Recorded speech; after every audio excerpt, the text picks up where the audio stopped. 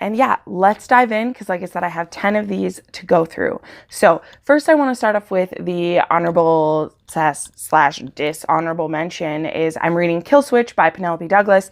I will either finish it tonight or DNF it because I need to make a decision and move on with my life. I read the first two in this series. These are very, very dark romances. And this one has taken a spill into the pretty much too dark for me. Both me and a friend who are reading it are both considering DNFing it. I don't know if she already did. I'm not going to go into too many details about that one, but I'm still not loving this series the way that I did with the first two. So there's that. All right, I'm going to start with the worst to the best because I did actually have a few that I really liked. And I would read all of these crappy ones to get to those good ones again. And I say crappy, you know what? Don't be offended by what I say. Everything on here is my opinions. This is still a safe place to talk about books. If you love any of these, please don't take it to heart.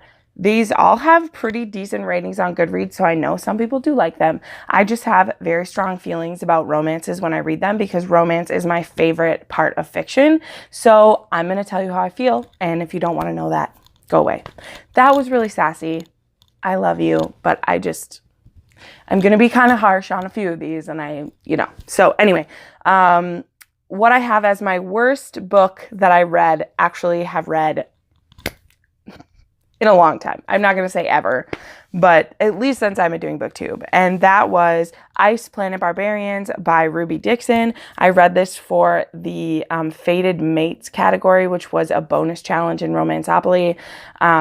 You pick some book series that has mates in it.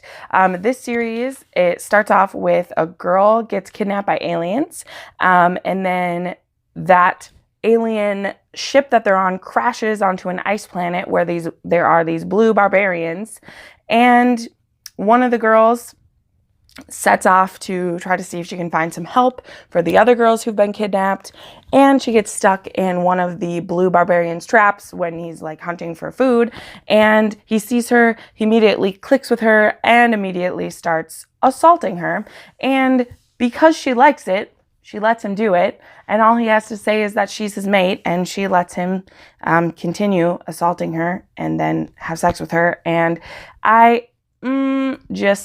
this was only 166 pages, otherwise I would have DNF'd it, but I just couldn't believe what was happening in front of me, and so I kept reading, and I regret everything. I regret reading this. I gave it 1 star on Goodreads because I wanted to write a review about it, but in all actuality, I would give it 0 stars, but I wanted to rate it so that I could say things about it. So anyway, enough about that one. Next was on to Sweet Addiction and Sweet Obsession by J. Daniels. I read Sweet Addiction for the category on Romanceopoly that was a foodie romance. This is about a girl who is a wedding baker, or not just for weddings, but she bakes wedding cakes. And then when she goes to those weddings, she looks for people to hook up with. Her and all her friends do. And she meets a guy. They do it in the bathroom. And then she finds out that this guy is married. So she storms into his boardroom and calls him a cheater in front of all his work colleagues. And then she finds out he's not actually married. That was some other guy at the party who was cheating on his wife, and it's a whole big thing. And then this guy ends up, what's his name? The girl's name is Dylan. The guy's name is Reese. And then he ends up becoming obsessed with her and wants to keep seeing her. And it turns into a 50 Shades of Grey light. Like, this dude is a slightly nicer version of Christian Grey. He has a lot of the traits of Christian Grey minus the, BDSM parts. There's none of that in it. But a lot of his attitudes are just like Christian Grey, and I'm not a big fan of that.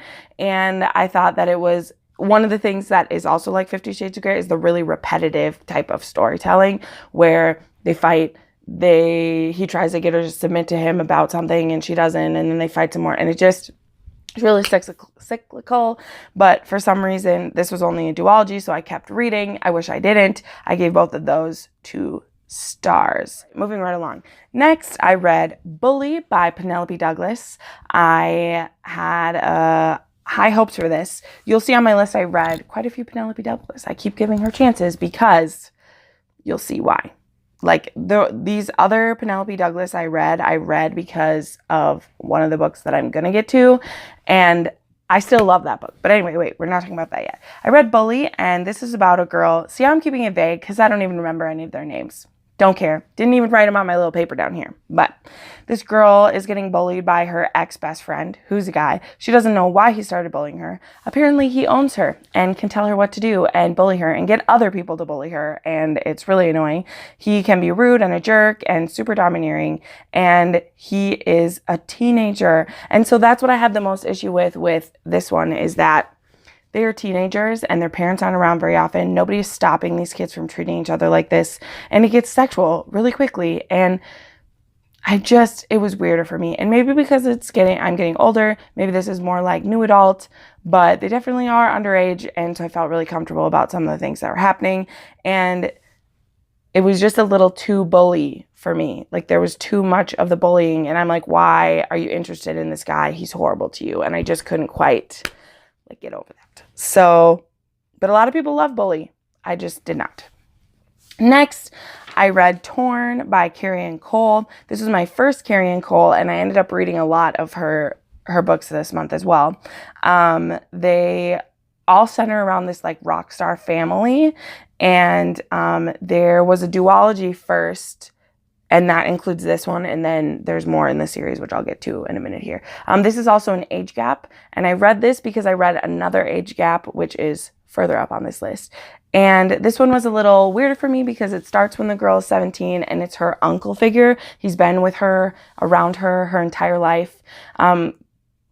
Granted, her parents had her when they were 14 and 15, so the uncle figure he's only 15 years older than her, but he's known her whole life. And that's the part that creeps me out, is it's you used to change her diapers, and that's not the kind of age gap that I can get into.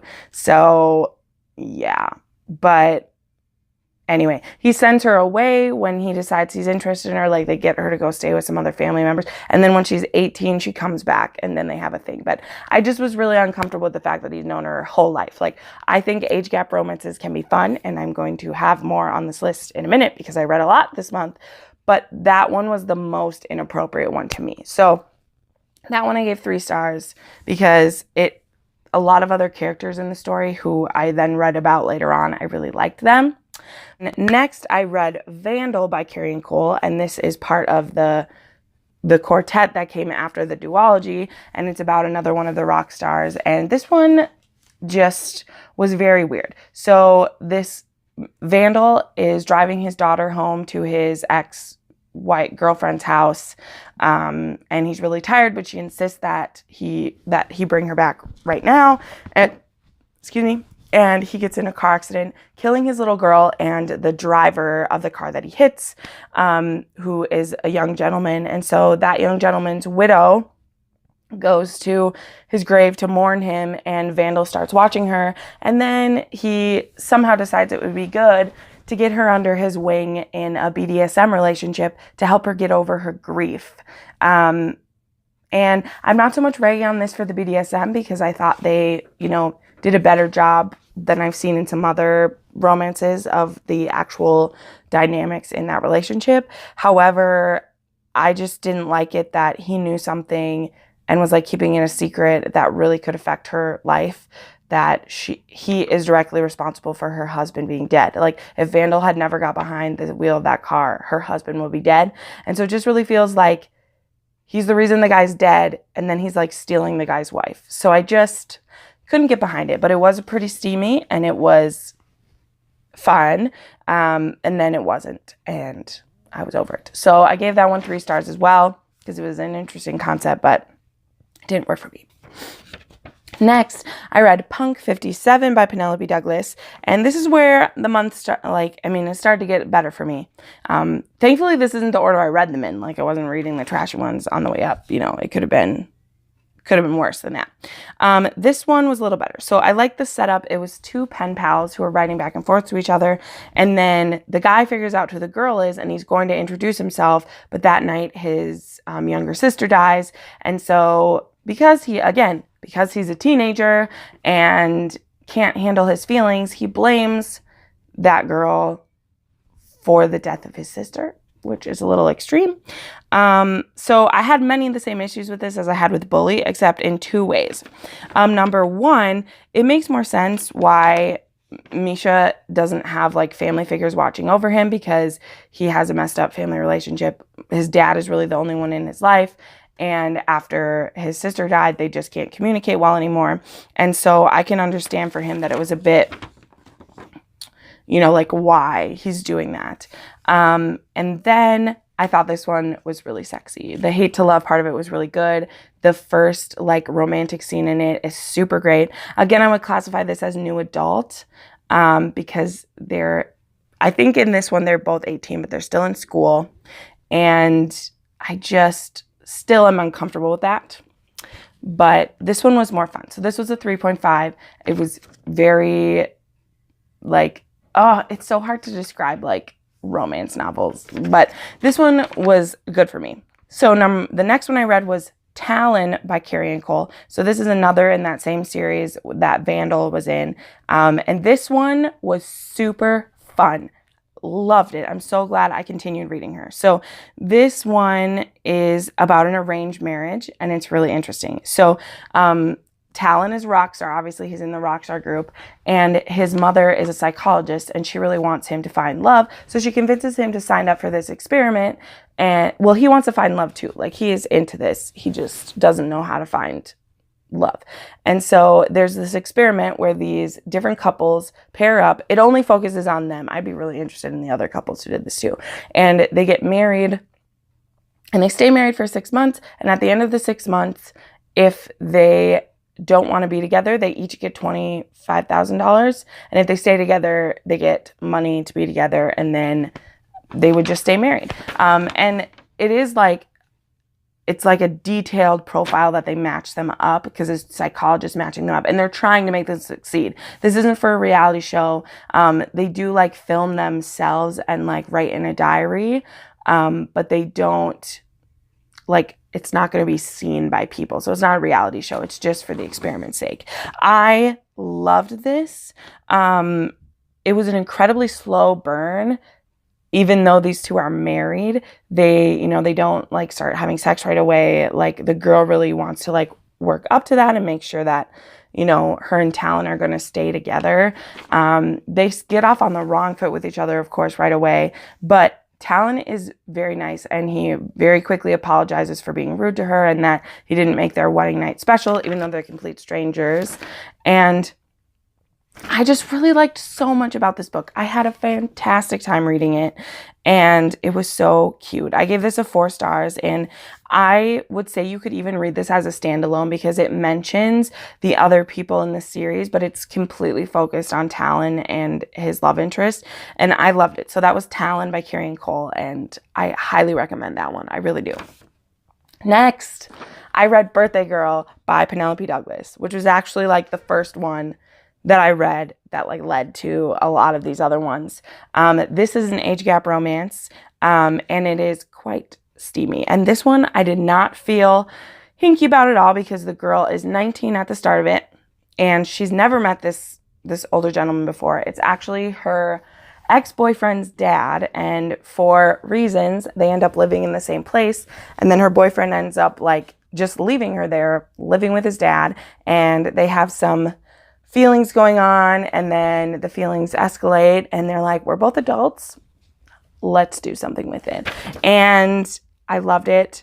So the age gap it's 19 and 37, I think, which could be kind of hinky, but it didn't go that way. Like, it was very exciting. There's the forbidden aspect, but you also don't feel like, oh, I need to go throw up about this, because this guy hasn't watched the girl grow up. He just meets her and thinks that she's exactly his type. It's also cute because they meet each other before they know who they are. So they're already kind of flirting with each other before they realize who each other is. I just feel like that takes some of it out of it. And speaking of meeting each other before they knew who each other is, that brings me to my favorite romance read of the month, was A Place Without You by Jewel E. Ann. I talked a lot about this in my vlog when I had just read it. And this one, again, skates a lot of lines, and some areas of it are pretty inappropriate, but this is about a girl and a guy. It's about Henna and Bodhi, and they meet at Coachella. And when he's working behind the scenes, and her dad is in a band, and so she has all these ins to it, and she's 19, and she meets this guy Bodhi, and they really flirt. He's probably I think he's like 28, so he's about 10 years older, so it's a little bit of an age gap. And they have a great time together. They flirt, and then when they go their separate ways, they keep like texting back and forth, and it's really cute.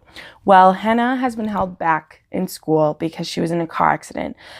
So Henna has a lot of like pain management things going on. She lives in Colorado, so she does a lot of cannabis to help her with her pain management, which is a really interesting aspect to touch on too. It's very cool. And so she's been held back in school, and her new guidance counselor is Bodhi. So a couple things about this. I do not condone teacher-student relationships. I think it is really bad. Another book I read this month that I'll talk about in my other wrap-up is about a very inappropriate student and child relationship. However, again, this is romance. It's in fiction. I don't approve of it in real life, but sometimes it's fun to peek behind the curtain and see what could be kind of situation. And again, she's 19 and he's like 28, and they didn't know each other, and nothing much happens when they both are at the school. This isn't a spoiler. This is like in the description of it. Something happens, and Henna ends up leaving the school to go on kind of an adventure to get to know herself and decide if, but she gives up school basically. Her parents are like, you don't need to finish school if you don't want to, get your GED, whatever. And very irresponsible as well, just saying. And then it's about like if they will come back together or not. And this deals with so many issues. This book deals with drug use, but it also deals with pain management. It deals with really difficult family situations. It deals with assisted suicide is spoken about, which, guys, I cried so many times reading this book. Like, it starts and you think you're getting into this really steamy, like, erotic novel. And it was like a hard-hitting contemporary. Like, I cried because we get to meet Bodhi's family, and Bodhi's dealing with a lot of guilt because of his dad's in a wheelchair and it's his fault. And like, there's just so much, and it's so good. And so even though it has some like kind of hinky aspects to it, I just have to suggest that it was my favorite book that I read this month. It was so good. Yeah, the favorite of the romances anyway. So anyway, thank you for joining me. You can see why I needed to make this a separate video. I had a lot to say about these books. Thank you for joining me for my romance wrap up. These were all Kindle books. Almost all of them were on Kindle Unlimited. So if you have that plan, please, check them out and get these. Some of them were really fun. If you have any questions about more details about them, feel free to ask me. I still had to keep it rather quickly because there was lots of books. But anyway, thank you for joining me. I make new videos every Monday, Wednesday, and Friday, and I'll see you next time. Bye.